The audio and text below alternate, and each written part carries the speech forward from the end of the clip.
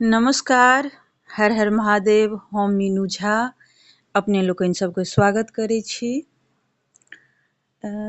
सब वीडियोमे करीब करीब एखन तऽ जीतिए से जुड़ल जानकारी रहैए आ ओहियोमे विशेष रूपे रहैए जे ई नहाय खायवला जे भी विधि अछि, ई जे समस्या छलैए 2 दिना तिथिके, ओही परमे बहुत तरहक बात सब भेलैए।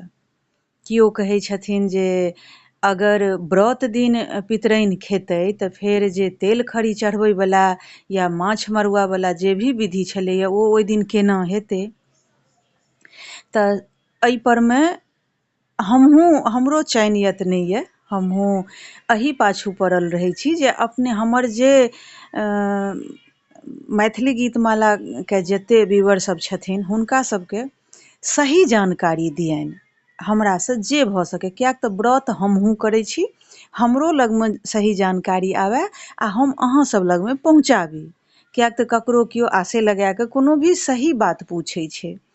तऽ एहि परमे बहुत डिस्कस भेलैए आ मिथिलाके महान विद्वान जे पंडित सब छथि हुनका सबसँ हम सम्पर्क कऽ के बातचीत कऽ के आ तखन फाइनल जे डिसीजन निकलल ओ हम अपने सब लगमे आइ दऽ रहल छी।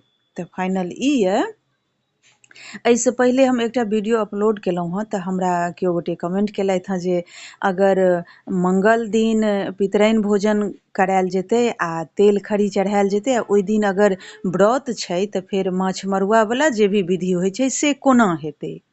तऽ ई बात हुनकर जायज छनि, 100% सही कहलखिन हँ ओ, लेकिन बहुत नीक अछि जे माछ मरुआ जे खेनाइके जहाँ तक बात छै तऽ ओ हम ई कहऽ चाहब जे सोम दिन 7:32 साँझमे से सप्तमी तिथि शुरू भऽ रहल छै।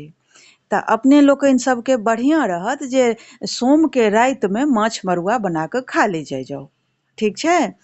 आ मंगल दिन जे पितराइन भोजनवला आ चूड़ा चढ़बैवला जे विधि छै ओ करे जाउ।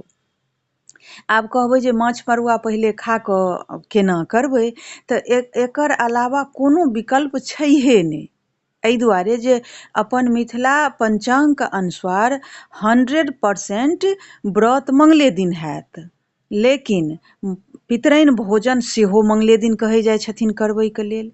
आब एकर रास्ता इएह अछि आ ओ पंडितजी सब कहलखिन हँ जे या तऽ मंगल दिन जे पितराइन भोजन करेथिन या तऽ ओ पितराइनके नाम परमे असिझ यानी कि बनबैसँ पहिले, किएक तऽ बहुत पितराइन बहुत महिला कि 95% महिला व्रतमे रहै छथिन, तऽ पितराइन भेटनाइ मुश्किल छै।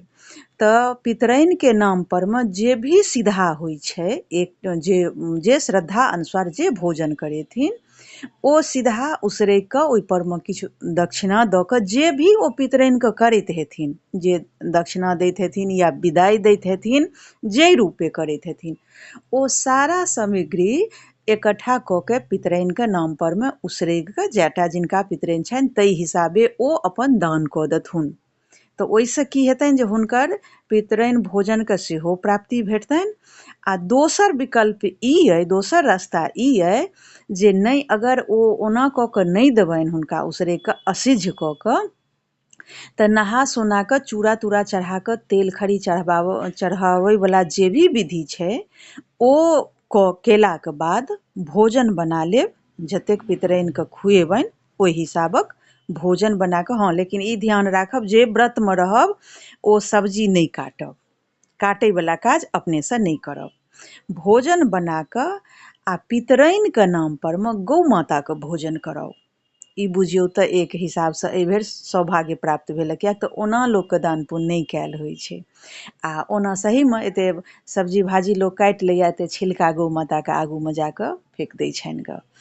अगर से करब बहुत धर्म हैत, बहुत पुण्य हैत, सही बात छै, ई तऽ एतेक तऽ सब बुझै छियै। तऽ ओहिसँ बढ़िआँ भोजन बना कऽ गौ माताके भोजन कराउ पितराइनके नाम परमे। भऽ सकै छै ऊपरवला या अपन सबके जे पूर्वज छथि, पितर पितराइन सब जे छथि हुनको सबके किछु एहिमे रहस्य होइन, तऽ से करी। ई दूटा विकल्प अछि। लेकिन माछ मरुआ सब अहाँ सब भोजन करै जाउ एक दिन पहिले। लेकिन पितराइन भोजनवला जे भी विधि अछि से मङ्गले दिन हैत, ओ सोम दिन नहि अछि। किएक तऽ सोम दिन 7:32 तक षष्ठी तिथि छै। तऽ षष्ठी तिथिमे से नहाय खायवला जे भी विधि छै, तेल खड़ी चढ़बैवला, चूड़ा चढ़बैवला, पितराइन भोजन, ई नहि होइ छै। ई ठीक नहि मानल गेलै, किएक तऽ जाहि तिथिमे जे होइ छै ओही तिथिमे ने करबै, से नहि छै ओहिमे। सोम दिन तऽ केना कऽ सकै छियै?